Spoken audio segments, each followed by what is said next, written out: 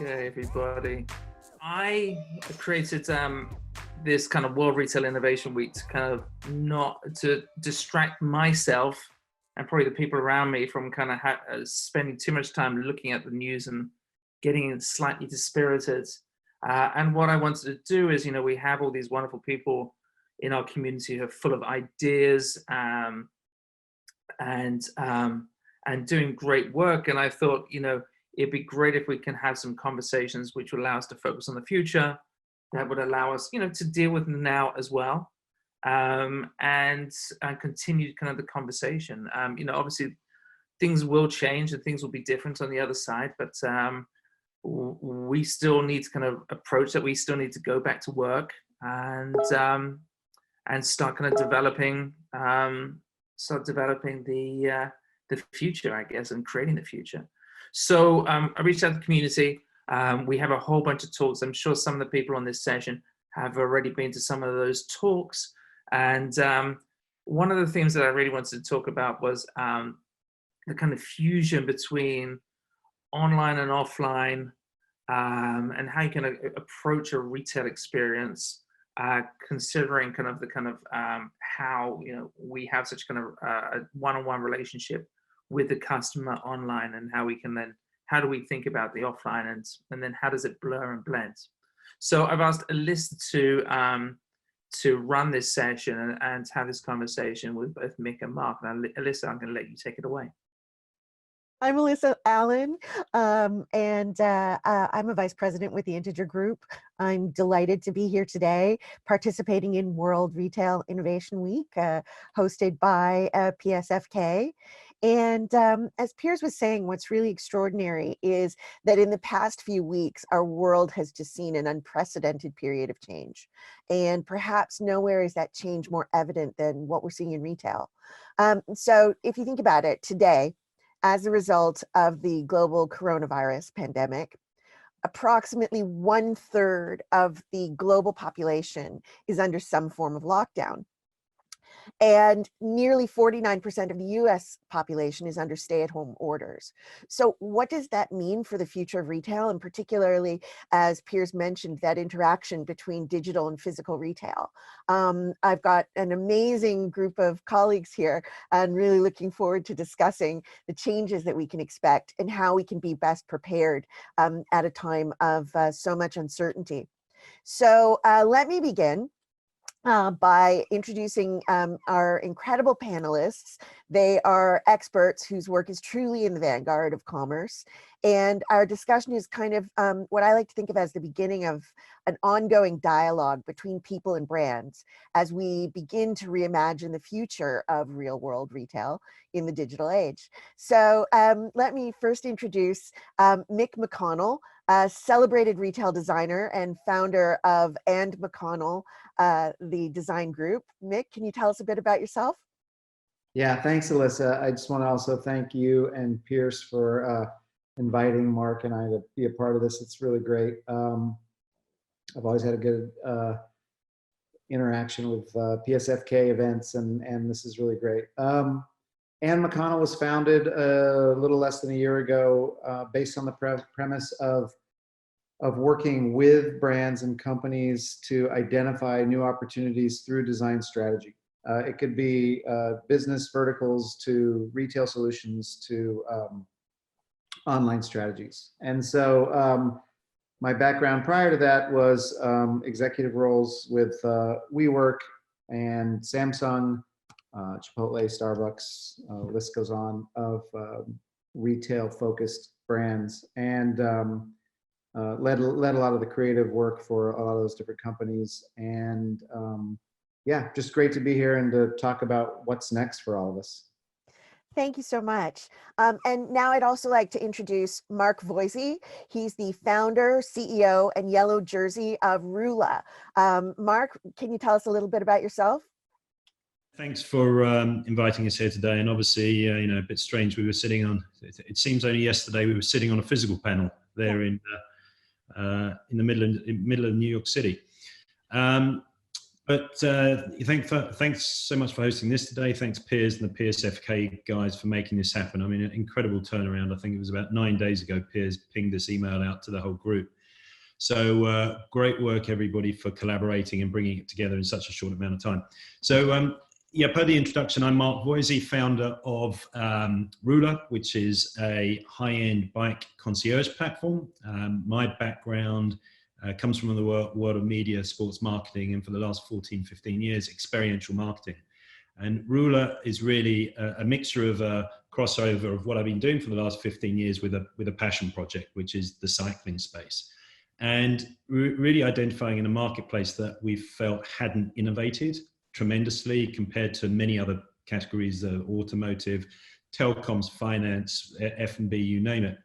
And you know, the cycling experience is pretty much maintained in the same sort of space for the last 2 or 3 decades. Walk into a bike store, I think the general feedback is it's not a great experience. And that, coupled with a more upwardly mobile and traveling, healthier in later life demographic out there, we're looking to meet those needs in a changing marketplace and sit Ruler mid-deal flow between changes that are happening. So more corporates getting involved in the sport, hotels and travel platforms looking for well-being solutions, and at the same time, in the core part of the business with the manufacturers, they're all looking for new, interesting and authentic sales channels to get to their consumer. And that's where Ruler fits in. That's amazing, Mark. Thank you so much. And interesting too, just thinking about the number of bicycles that I've seen just in the last few weeks going up and down my street. It's certainly one really surprising manifestation of the changes that we're seeing in the shifts in the digital to physical world. Definitely. No, I think, in fact, you know, unfortunately and sadly, I think we're going to come out of this in a very different new world. And part of that, I think there will be, you know, very immediate learnings, repercussions and results. I'm hoping, obviously, as being part of the two-wheel category space, that it's going to grow that sector and also really make people look at it in a very different light now. In terms of, you know, what it gives back to both, you know, physical fitness, community, togetherness, you know, remove congestion and so on. I think there are so many positive virtues at the moment. Unfortunately, per what's going on in the world with lockdown, you know, my entire community has been put indoors on a virtual environment, which has been very, you know, a big learning curve, but also, you know, interesting and fun how people and we all adapt. Yeah, I think you're right. Interesting that you noticed that in the middle of the city. There's a lot more activity in the space. Absolutely. Absolutely. So let's start a little bit with one of the questions that I think is really on everybody's lips. What we're seeing is, you know, retail's always been more than just a place of transaction. It's a really powerful channel for discovery and connection. And both of you have been really involved in experiential marketing. So historically, what we see in times of uncertainty, people have always found comfort and pleasure in retail, and the experience of shopping. You know, retail therapy has been part of our vernacular for years, and an important element of culture, as well as a means of coping with stress. But now, for the first time ever, retail stores are often being associated with feelings of risk and anxiety and even grief. So let's kind of start with one of the big questions. Mick, how do you think that retail can recover from the coronavirus crisis? And do you think that people will ever return to physical retail? And if so, what will that look like? Yeah, it's a great question, and like you said, everyone's thinking about this. I think that there's actually a couple answers and a couple stages to the answers. Yeah, what's funny is several of us have been talking recently, last couple of days, about this, and that there's probably even going to be, when we get the clearance, there's probably going to be a rush to restaurants and retail. Unfortunately, we don't know what restaurants and retail will be open. I think that's one of the concerning things is the uncertainty of what's out there. And one of the other things I heard recently was that brands are having to start thinking in 3 kind of buckets. So about stop, still, start. You know, what are the things they have to stop immediately? what are the things that they have to keep on doing, still do, and what are new things that they have to do to adapt to this change. And so it isn't just what's the future of retail, it's really like, what are the aspects of retail that weren't working? It could be a density discussion, you know, and not even necessarily the number of people that are coming through the doors, but just the layout and the perception of density, I think is something to do with it too. You know, a lot of the things we've learned in such a short time is that it isn't even necessarily the number of people, it's what we do with our hands, right. You know, in that space. And so the perception of density helps us with that as well. It alleviates that.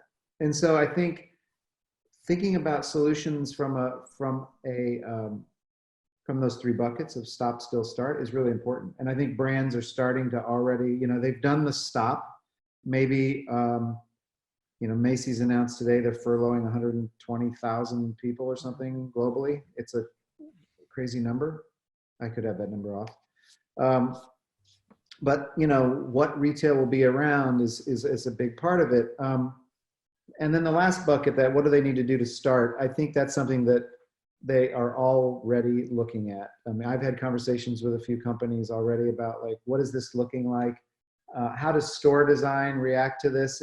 What's funny is the initial reaction was digital. How do we get our digital to augment this? But there are a lot of discussions already happening about what are the mechanisms for change and perceived change, and how do we get people in the door to let them understand that we're listening to them and adapting to this. It could be longer hours, so you spread the retail out. There's even, you know, some chains are doing the limited the door count, so it's one in for every one out for groceries, and I think that model might happen as well with retail. You're gonna see a change in the number of people in large offerings. And again, those that can survive the boutique offerings that do survive this horrible downturn right now, you may see that the traffic in a small Buck Mason is actually great because they're an intimate little store that only holds 4 people, 5 people, for those that know brands like that. And maybe that's becomes more of a norm. Smaller experiential moments. Interesting. I think it's really fascinating, particularly what you said about the way we use our hands, because retail has always been such a tactile first experience, and you know, touching the merchandise is one of the key experiential elements that we've always had in retail, and we've relied upon, as I always like to say, for the past 500 years, maybe more. It'll be really interesting to see, as you say, if now that we're shifting away from jazz hands, if there will be an increase in more visual communications, and if we'll learn to rely on our eyes more than our hands, almost like a new language. Just kind of jumping off from there, Mark, I think something I'd love to talk to you about is, you know, this sense that almost overnight we've seen a nearly unimaginable shift from a world that was primarily physical to a primarily digital world. And, you know, as Mick was even saying, that's where a lot of people initially put their focus. But now more than ever, do you feel that it's essential for brands to think beyond the box and think beyond the shelf? And in what ways do you see the role of physical stores evolving to meet this new retail reality? That's a big question. Alyssa, it's a very big retail question. I'm not sure one that we can really fully answer at this time. I think, you know, looking at the ladder of answers that you can really respond to that, I thought about the question as we were going to this, and I think it's going to be the world in which we arrive at post this current situation is going to be transformational. And Mick, unfortunately, your number there you just quoted was absolutely spot on. I read exactly the same article with Macy's and 140, you know, job 1,000 job losses just, just in one hit with one brand. And that's going to carry on going. So how and what the landscape looks like in the future, I don't think anybody has an honest answer. I think the reality of, two in, two out kind of adopting that is going to obviously be detrimental from a revenue perspective, and the reality of that just isn't going to be feasible for many businesses that have scaled up and rely on foot traffic. So I just took a stab at this, and I thought, where and well will things change? And I looked at it through the frames of tech experiences, and in fact old school. And I think we can learn a lot of lessons from the past, and I'll come to that last. But the tech piece of the puzzle, it's interesting looking at what has been adopted, used, but sorry, what was introduced some years ago but didn't really take off. I think I used in the original PSFK panel, Prada being one of the innovators in terms of the avatar mirror. You could go in, try your clothes on, see what they look like. Now there are products and brands like Swivel that allow you to do that at home. I think Memory Mirror, there's a few other of those brands. And I think there's an obvious trajectory for that type of technology, and that allows you to, virtually try on, see what you feel like. And I think to your point on the tactility piece, I'm 100%, that's my background. That's what Ruler's about. It's about physically touching and getting out and there doing. So I'm afraid, we're under the, we're on the back foot in that perspective. But I think the tech play, there are those sort of products that allow an opportunity for brands that may not have been adopting them to the most optimum levels at this point. And I think they're going to be redeployed and re-explored. The experiences part, I think, is absolutely key to the future. And I think that can be done in a few ways. Now, what we do at Ruler is just a live day-to-day example of that. We're bringing together a community. We're trying them out in best product. We're going out on our rides. They see what the Pinarello looks and feels like. That to me is the win-win for everybody involved. And I think those experiences are going to be happening on a smaller, more bespoke level. And that leads me into the sort of the old school aspect, because I think if you go back to the 70s, 80s and TV and 4 channels, just think of the cookery program. Right. So there you are with, one host, you're out there virtually, how are people buying those ingredients, looking at those recipes? And I think that methodology and that delivery mechanism can be used across many different environments and business sectors. So I think, sometimes let's learn from the past and redeploy those learnings in more efficient and creative ways for the future. I think that's really interesting, particularly, in what you're saying about learning from the past and deploying that to create new roads for the future, new ways of behavior for the future. One of the things I wonder about is about consumers' expectations, and whether consumers' expectations of retail have changed. Do either of you feel that there'll be more of a shift to people looking to digital first as their approach, or will they expect just a more seamless, more thoughtful, perhaps omni-channel experience? I mean, I'll take that one. I think that's a really good.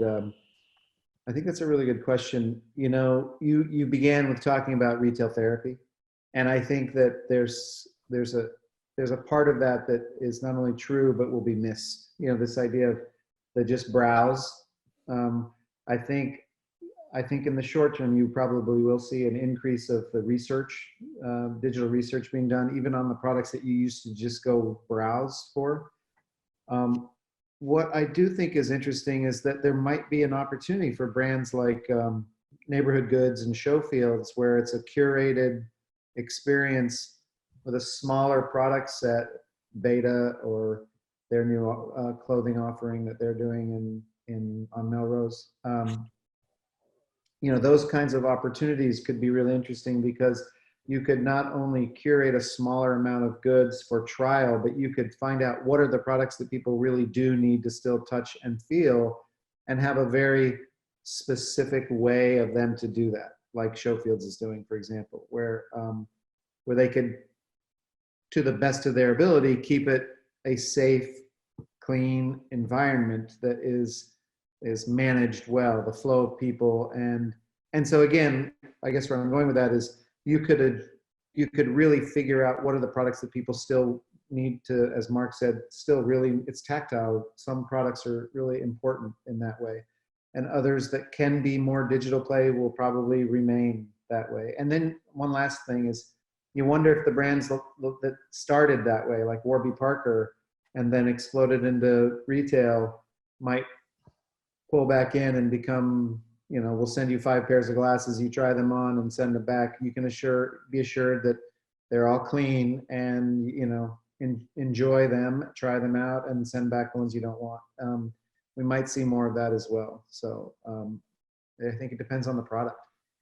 I think that's really interesting, because if I hear you correctly, what I'm kind of hearing is that retail needs to be to begin to be more intentional and more proactive, as opposed to, you know, we've had the luxury of being reactive for the last 500 years. And in a sense too, I feel like what you're saying could open up the possibilities for the importance of data. Because in order to be predictive, we'll need to be thinking about how retail can be a gathering place for data, and a place where we learn more about customer expectations in real time, and are able to deploy that locally. I think that that's so interesting, because even now, as we're seeing in grocery, you know, large grocery and big box stores, whether you have the kind of upscale, very highly curated experience like you would have with Whole Foods Market, versus the kind of you know, more broad-based experience that you might have at Costco, both are being successful with their supply chain because both have an enormous amount of data at their fingertips, and are able to therefore predictively understand who's going to be in the stores and when. So yeah, I think that that's extraordinary what you said there. Wow, the time is really, really flying. So I'm just gonna open up our Q&A and see if we have anything here in our Q&A. Not too many questions just yet. So then let me jump back here and say, thinking about, as marketers and consumers, and just this whole idea of being adaptive to changing times and changing ways. We're seeing so many shifts in consumers' behavior and shopper behavior, but as we've all said, the long-term outlook is so unknown. Can either of you, maybe you'd like to start, and then Mark, if you come in after, describe what you think is retail's new normal. What's the picture that we're looking for the new normal? And do you think that shoppers' relationships with brands has changed forever? I think in the short term, we feel like it's changed forever, but I really think that there are some brands that have already shown in this crisis that they can step up and do what's right for their employees and do as best as they can in maintaining some sort of brand presence and stuff. I think what's interesting, if you look back to what Mark was saying when we were on stage just not so long ago talking about brands, I mentioned Nike's diversity of their portfolio in retail, from the House of Innovation to the giant flagships to the little Nike by Melrose neighborhood stores. And I think what's interesting is you might see that flip. You might see more. There's only one Nike neighborhood store, the one on Melrose, in the world. You might see that become the new norm. You might see brands that are still heavy in DTC and successful, like you say, in a supply chain and distribution network, really create a more smaller community-based store where they can really cater to a smaller network, where they know their people. And I talked about this then, but that Nike store on Melrose is really an intimate offering. And because of that, they know their constituents. They know who's coming in to shop. They know them by first name.